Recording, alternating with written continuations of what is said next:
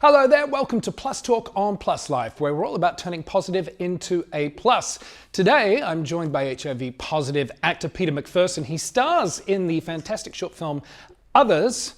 Hey Peter, good to see you. Hi, thanks for having me. Thank you for being on. I mean, I've got so many things to say thank you for, being out and proud about your status, fighting stigma. But let's talk about the film Others to begin with. Yeah, This is a special short film that's been made in conjunction with Casey House in Toronto, who is an amazing hospital and facility that takes care of people living with HIV. How did you come to the project? How did this all happen? Because you're in London, this is in Canada. yeah. So my agent got in contact with me and said, we want to share this with you. It's about HIV because I'm very open about my status, always have been for years, done a lot of work in London, Make a Difference Trust. And so they came to me and said, it's a bit sensitive. And so I read the email and it was saying that they were actively looking for an actor with HIV to play a character with HIV. And I'd never experienced that before. Like that was just like, okay, that's really interesting. Because I think, representation really does matter. And so I read it and then I read the story and I was blown away by the story and I was like, wow, okay.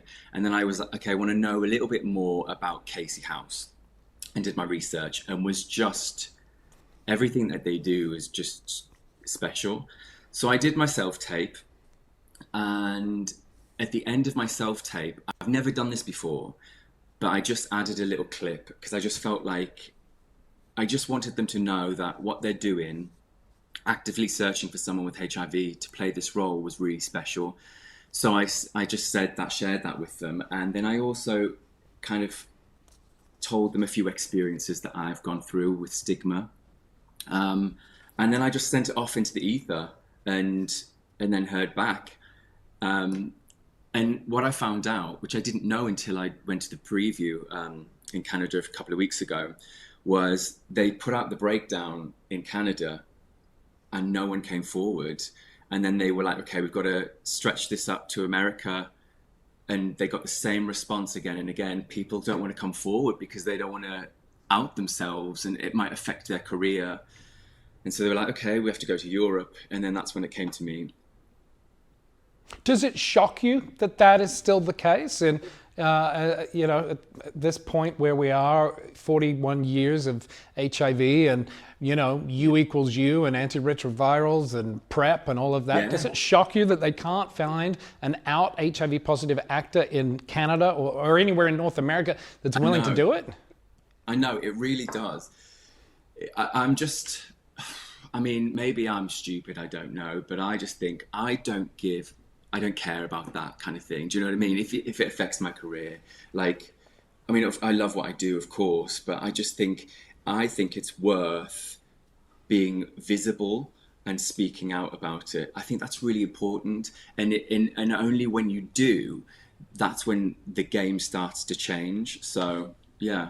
Yeah. What was the point for you, though, in your HIV journey where you kind of made that acceptance? Because I can't imagine you always felt this way about it. No, I think when I was first diagnosed, there's a lot of, because stigma just doesn't come from external, it can all be internal, internalized stigma. And I had to kind of go on that journey a little bit of really tackling that.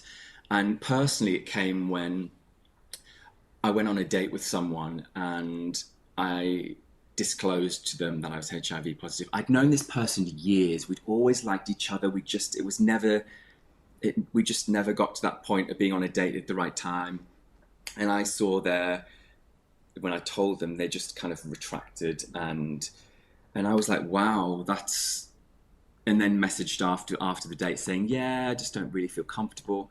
And so for me, that was, no, I'm not going to do this again. I don't want to have this conversation again. And I'm going to put it out. And so it's so interesting because I've had this question a lot with all of the interviews that I've done. And my original response was that it was really to protect myself. But I think And it only hit me today, thinking about this question more and more, was I think what I was doing was I was taking ownership of it. Because when you take ownership of it, you take back the power. And this might seem silly, but I keep thinking of Dolly Parton. And who doesn't, by the way, exactly. just at any time of the day. I'm thinking of Dolly Parton all the time. I'm listening to you, but I'm thinking of Dolly Parton right now.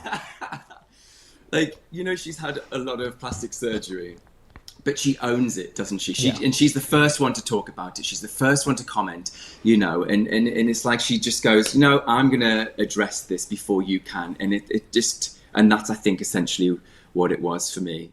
Yeah. I think I agree with you. It's incredibly liberating when we can own our truth, whether it's our sexuality, whether it's a mental illness that we're afraid to talk about, whether for you and I it's living with HIV.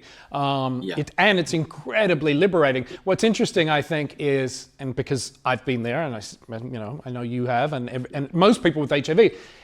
The fear of that moment is so all-encompassing and so overpowering that, that's why we don't do it.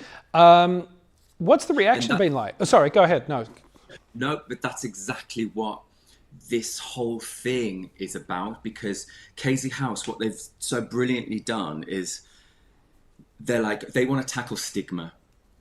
And they go, okay, so what is stigma? It's a negative belief or attitude towards a certain group of people, in this case, HIV positive people. And then they go a step further. They go, okay, so what fuels stigma? And they know that what fuels stigma is fear. And so what they've done with this campaign is gone, right, this year, how do we want to tackle this, address this issue? And they've gone, we want to make, cinema as a really powerful tool to get a message across. And then they go, okay, so if we're going to use cinema, what genre are we going to use to address fear? And it's like, hands down, it has to be horror. Do you know what I mean? Like, it's like, yes. And that's with this film, is tackling that, what it's like. So this film is based from really, like, it's lived experiences. That's what it's drawn on. So that's the conversation you write with the fear. Yeah, and I will tell you, the film does a phenomenal job at making you incredibly uncomfortable, incredibly uncertain of what's coming next. Almost, I don't know where this is going. And again, fear of the unknown, right? You see an other, and if you even get close to them or their blood, it's the greatest risk imaginable. These people think they'll like the rest of us. And I fail to see the proof. The film is called Others. You can check it out online. We'll put the information up on the screen. But thank you for all the work you do. Thank you for being an proud HIV positive homosexual man. Thank you. And congratulations, congratulations on the film as well. Thank you. Thank you so much for having me. Of course. That's going to do it for this episode of Plus Talk. If you want more information or you want to check out Others, go to our website, pluslifemedia.com. All the information is there, and you can follow us across social media. We are at Plus Life Media. Until next time, see you soon.